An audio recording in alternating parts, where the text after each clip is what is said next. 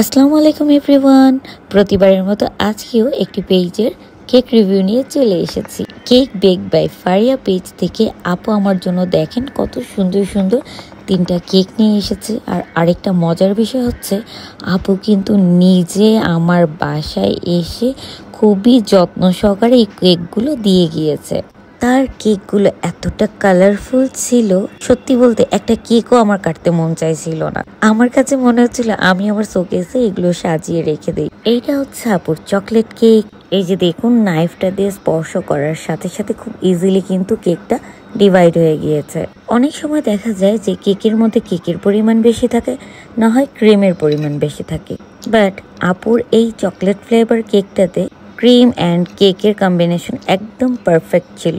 আপু যে ডেকোরেশন করেছিল সেটা দেখে আমি একটু অবাক হয়েছি, কারণ হচ্ছে যে চকলেট ফ্লেভারের কেকগুলো সচরাচর চকলেট কালার অথবা অনন্যভাবে ডেকোরেশন করা হয়, বাট এখানে দেখুন আপু কিন্তু খুবই সুন্দর সুন্দর কালারফুল ফ্লাওয়ার, তারপর হচ্ছে লেপস, এগুলো দিয়ে খুব সুন্দর করে ডেকোরেশন করেছে। আমরা মনে করি কেক যত বেশি সফট হবে সেই কেকটা মনে তত বেশি ভালো। আসলে না, কেক অতটা সফট হওয়া চলবে না, আবার অতটা শক্ত হওয়া চলবে না। এই যে দেখুন এখানে কেকটা কত সুন্দর মিররি একটা ভাইব দিচ্ছে। অনেক পেজের আপুরে মনে করেন যে চকলেট কেক মানে এক গাদা চকলেট ঢেলে দিলেই হয়ে যায়। আসলে কিন্তু তা নয়। যে কোনো জিনিসের পরিমাণ যদি পারফেক্টলি দেওয়া হয় তাহলে সেই জিনিসটা কিন্তু খেতেও অনেক সুস্বাদু হয়। যে দেখুন, সেজন্য আমি নাইফটাও চেটে খেয়ে ফেলছি।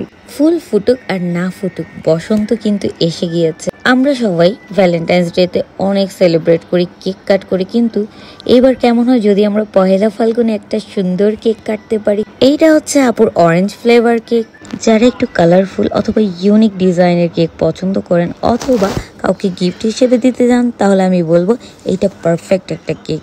বাট যারা ফ্রুটস লাভার আছেন তারাই কিন্তু এই অরেঞ্জ কেকটা ট্রাই করবেন। যারা ফ্রুটস খেতে পছন্দ করে না, আমার কাছে মনে হয় আপনাদের কাছে এটা খুব বেশি একটা ভালো লাগবে না। যে কেকগুলো ফ্রুট ফ্লেভারের করা হয় সেই কেকগুলো কিন্তু অনেক সিনসিয়ারলি করতে হয়, কারণ এসেন্স যদি একটু 19-20 হয় তাহলে কিন্তু কেকের 12টা বেজে যাবে।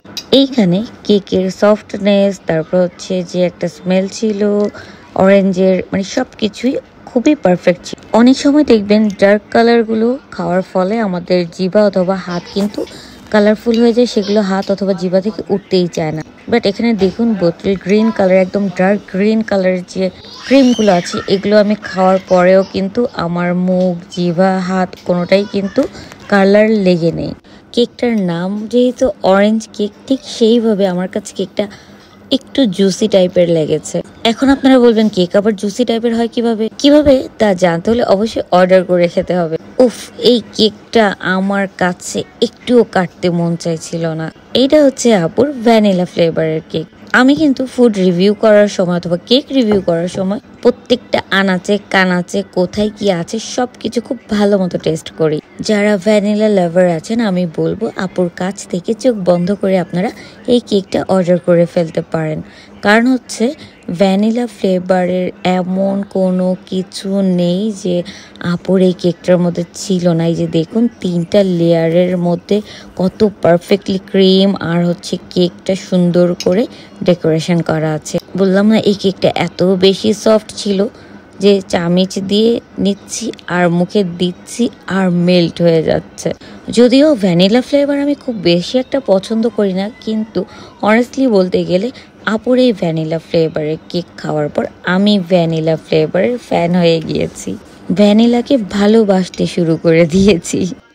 আপু কাজ করছে পুরান ঢাকা থেকে। আপনারা পেজের লাইক দেখে মাথা নষ্ট করবেন না। আমরা অনেক সময় মনে করি নতুন পেজ কেমন না কেমন হবে, এই ধারণাটা আজকে থেকে মাথা থেকে ঝেড়ে ফেলে দিন। অনেক সময় দেখা যায় কাজের দক্ষতা রয়েছে, অনেক দিন ধরে কাজ করছে, বাট তারা পেজ ওপেন করেছে রিসেন্টলি। পুরান ঢাকা যারা একদম ফ্লেভারফুল আর হচ্ছে ইউনিক ডিজাইনের কেক অর্ডার করতে চান, আমি বলবো আপুর পেজে ইনবক্স করে ফেলুন।